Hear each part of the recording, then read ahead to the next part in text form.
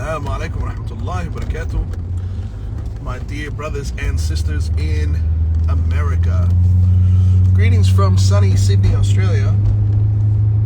It is sunny, but it's quite cold at the moment because we're coming into our winter. We had some ice on all the cars this morning, subhanAllah. Assalamu alaikum everyone and welcome. May Allah subhanahu wa ta'ala bless all you guys. Sending you lots of love from Australia. I just wanted to reminisce a little bit about the story of Ali Banat. I know some of you guys are new to our page and new to our charity. And I just wanted to let you know, because I actually met Brother Ali in person multiple times when he was still alive, Allah yarhamu. And for those who don't know, this is the story of how MATWProject got started. Basically, there was a young man here in Sydney. His name was Ali Banat. And he was a very successful businessman. He was an entrepreneur. He owned several businesses. He had several streams of income. And he was only 27 years old. But by the age of 27, already Allah subhanahu wa ta'ala had given him a lot of material success, a lot of wealth. He was traveling to Dubai just to go shopping. He was wearing the most expensive Louis Vuitton clothes and perfumes, jewelry, diamonds, exotic cars, driving a Ferrari. Imagine all this by the age of 27. So this is something that most people aspire to have one day. These are sort of financial goals that people aspire to and work towards, and they hope to be there by the time they're 30 or 40 or 50. He was there by 27. So his dunya side of things was already sort of taken care of, and he was just enjoying his life. He wasn't doing anything haram, but he was living a lavish and extravagant lifestyle. SubhanAllah, one day he was feeling a bit unwell. He went to the doctor. The doctor said, let's run some tests and you can go home. Did some tests, and later he got a phone call saying you have to come in to talk about your test results. They told him, now I want you to imagine this being you, right? They told him you have stage 4 cancer. Stage 4 is the final stage of cancer. There's no stage 5, so people die after stage 4. And it's not localized to one place. You have more than 30 tumors throughout your whole body. And it's everywhere. And it's so widespread that there's really nothing that we can do. We're very sorry to tell you this news, but you might only be alive for another 6 months.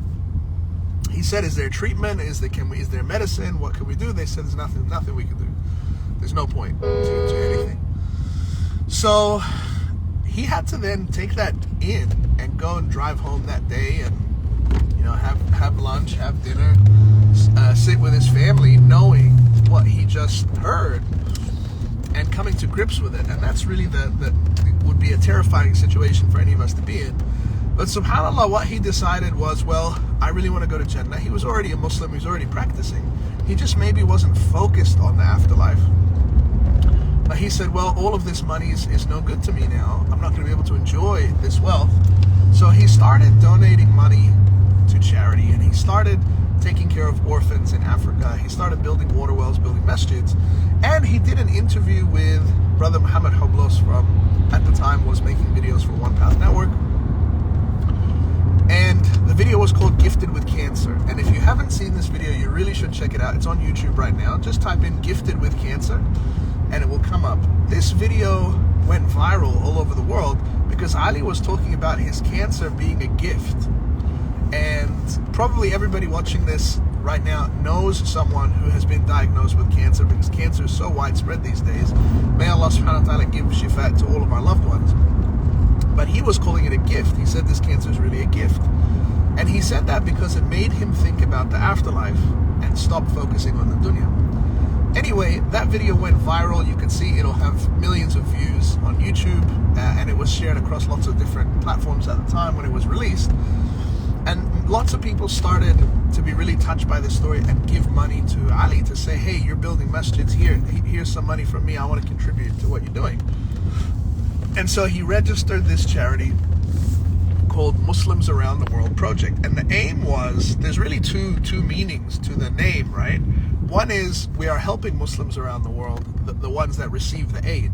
But we are also helping Muslims around the world to remind them of the akhirah, to remind them that this life is temporary. And that's what Ali's story is really about. It's about you trying to get to Jannah, just as it was about him trying to get to Jannah. And that's how MATWProject was born. Now that 6 months that the doctors gave him to live, it turned into more like 3 years, because he was getting a lot of du'as from a lot of people. Allah subhanahu wa ta'ala, of course, is the only one that knows when everybody's time is going to run out. And he ended up living for 2.5 to 3 years after that. And in that time, alhamdulillah, he was able to have a huge impact on the world. And so the story is continuing today with MATWProject now growing and growing every single year. We're now working in more than 30 different countries. And a big program that we're doing right now is an orphan program. And this is really where it started. So Ali first started looking after orphans. Started with one orphan, actually. And now we're at, something like 16,000 or 17,000 orphans globally that we look after.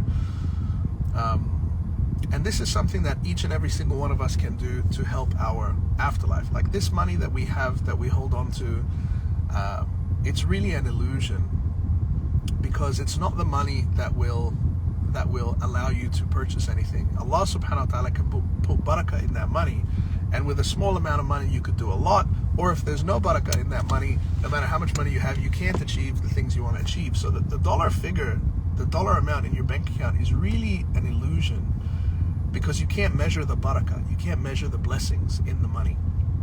Only Allah subhanahu wa ta'ala knows that. So I encourage everyone to get behind our orphan program. Think about your situation. Even if you're fully healthy, just think, what if someone told you today that you have 6 months to live? What would you do? What would be your priorities? Who would you want to see? Who would you want to talk to? Who would you want to hug? Who would you want to tell them that you love them? Where would you want to travel to? What would you want to do? And I think very quickly all of us will say, our most dear family and friends, we'd love to be around them as much as possible, and we'd love to prepare for the akhirah in whatever way we can. Increasing in your prayers, increasing in your Quran, increasing in your dhikr, increasing in your hasanat. And you might as well trade the dunya currency of dollars for the akhirah currency of good deeds, hasanat, because that's the real currency that we're going to use when we leave this world. So that, in brief, guys, that's the story of Ali Banat. That's the program that we're running right now is an orphan program focused on orphans. We know more than 50,000 new orphans got created in Gaza in the last couple of years, probably more than that. That's probably an old figure now. And that means that their parents have passed away. They need someone like you. They need someone like me. They're making dua for someone like you or me to click that donate button on MATWProject.org and to make a difference in their lives. Whoever you feed, whichever one of these kids you feed, inshallah, they'll be making dua for you for life, a lifetime of rewards and a lifetime of good deeds, because you saved their life. You helped them keep on living, and all of their good deeds, their prayers, their worship will be copied and pasted in your scale, inshallah. Thank you, No1001. Have a good one to you too. Inshallah, you guys have an amazing day or night wherever you happen to be in America. Inshallah, I just pulled up outside the masjid. I'm going to take my own advice and invest in my akhirah a little bit. And inshallah, I'll see you guys on the next live. Assalamu alaikum.